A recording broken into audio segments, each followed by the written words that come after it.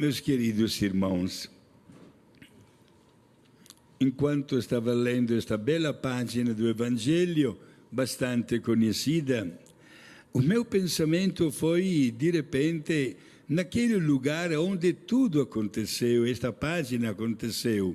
Quando se visita a Terra Santa, geralmente com grupos acompanhados pelo padre, é obrigatório entrar no barco bem grande, dar uma volta naquele mar da Galileia, e quando chega lá no meio, os marinheiros desligam os motores.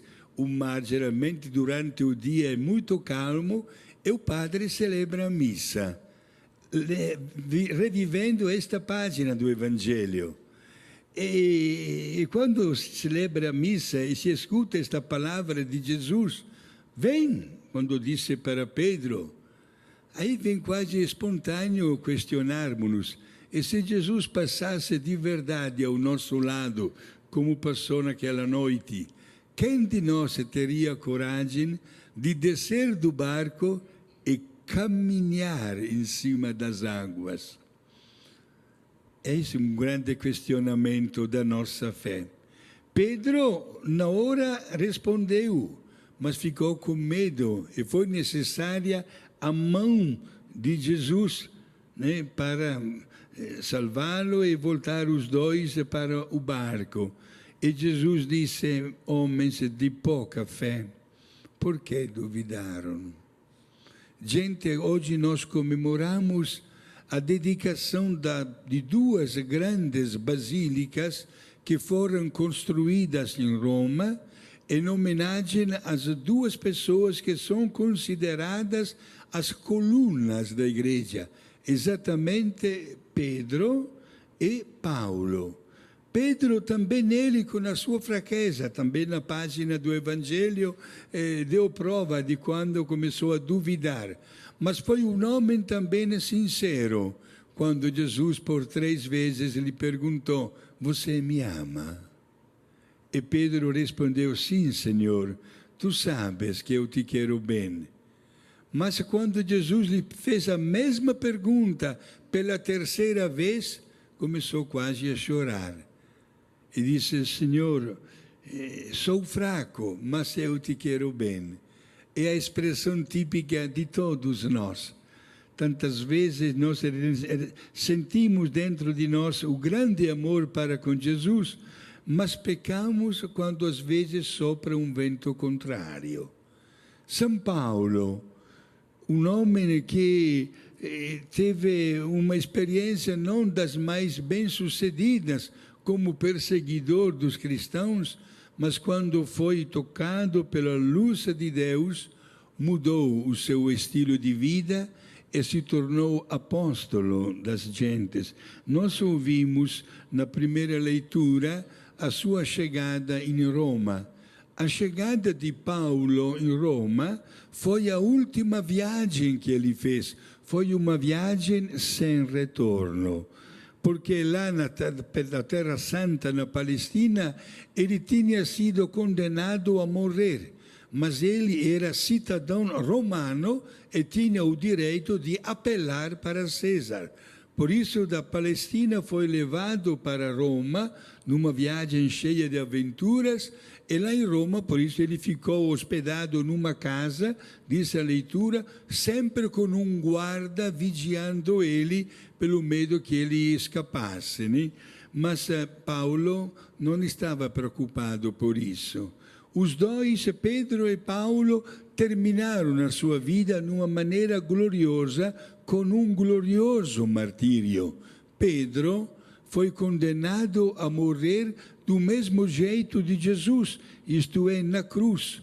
Mas quando ele viu a cruz já preparada, ele não se sentiu digno de imitar Jesus até na hora da morte, e pediu para os seus carrascos, e foi atendido na hora, de ser crucificado com a cabeça para baixo e os pés para cima.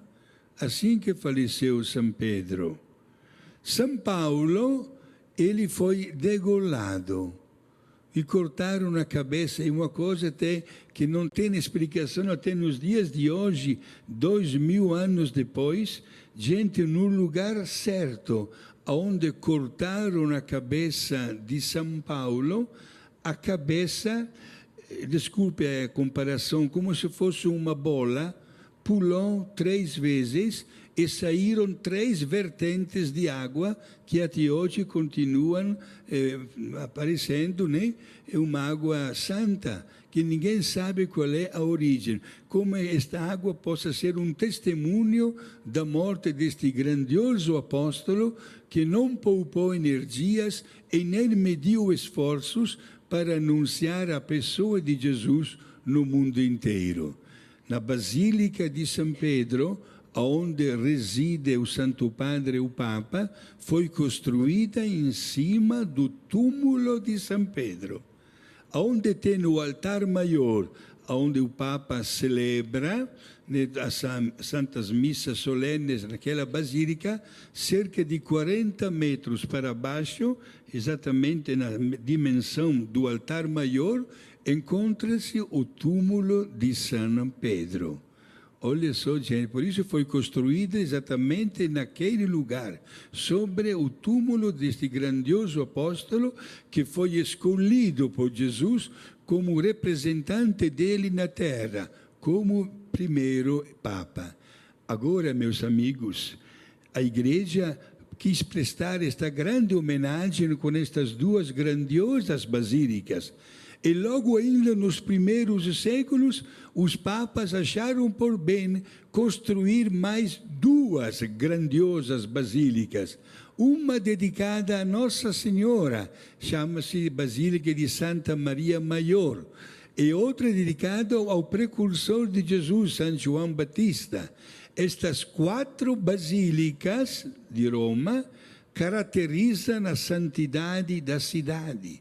E a partir daqui a 20 dias, a partir do dia 8 de dezembro, quando vai iniciar o ano do Jubileu da Misericórdia, um jubileu extraordinário, estas 4 basílicas estarão hospedando diariamente milhares e milhares de romeiros provenientes do mundo inteiro para poder ganhar a indulgência plenária.